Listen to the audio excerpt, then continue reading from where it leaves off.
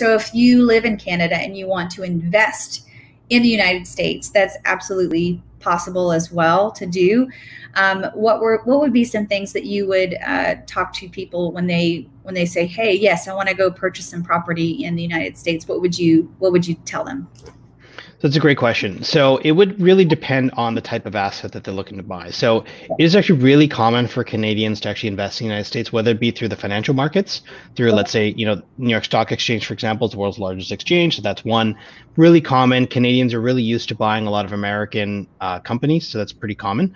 However, buying property, which is again also fairly common, especially in the Sun States, but again, that's a little bit different. And I want to be mindful of going outside of my realm of expertise as I'm the financial asset guy, but it's a very common occurrence so long as you actually have the appropriate documentation and you have the appropriate funds, frankly, to be able to buy it, whether it be through loans or whether it be through cash purchases. But it is totally doable and people do it routinely.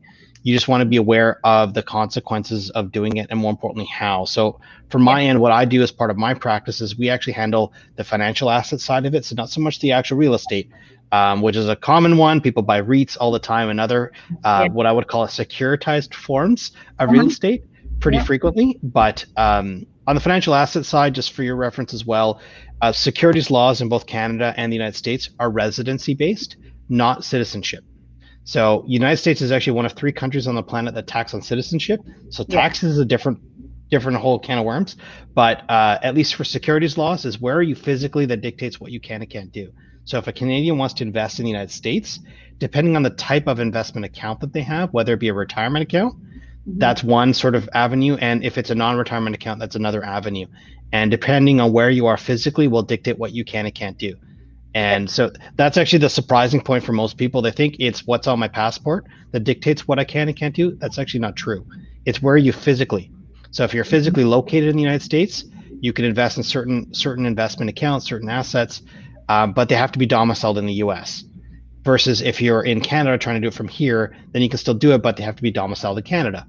Property is the exception to that rule, and retirement accounts are also the exception to the rule. So the analogy that I've always used to explain how this works, imagine your retirement accounts in Canada and the United States. So, 401ks, IRAs, Roths, and whatnot in the US, and our Canadian equivalents like an RRSP, a RIF, and whatnot, all those ones in Canada, those are like a cement pole.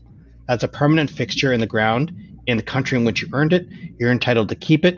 You just need to make sure that you're with a financial institution that's allowed to keep you. Okay, so that's an important one. And then on the flip side, your non-retirement accounts, or your let's say brokerage accounts and whatnot, that's like luggage, and you can't fly without it, and has to go with you to country of residence. So if you move from Canada to the United States, your non-retirement accounts actually need to be domiciled in the US, and vice versa. So if you move from the US to Canada, your brokerage accounts and stuff like that actually have to come to Canada. Okay. So, but real estate, again, is a caveat to that. It always has a star beside it because it is a separate asset. It's considered a hard asset and has different rules associated. But there are potential consequences from a taxation standpoint, which again, a CPA would be better suited to be able to give you guidance on. But it may or may not consider yourself to be a primary tie in Canada, for example, if you maintained your primary residence. But if it's tenanted and rented out, for example, then that might be better.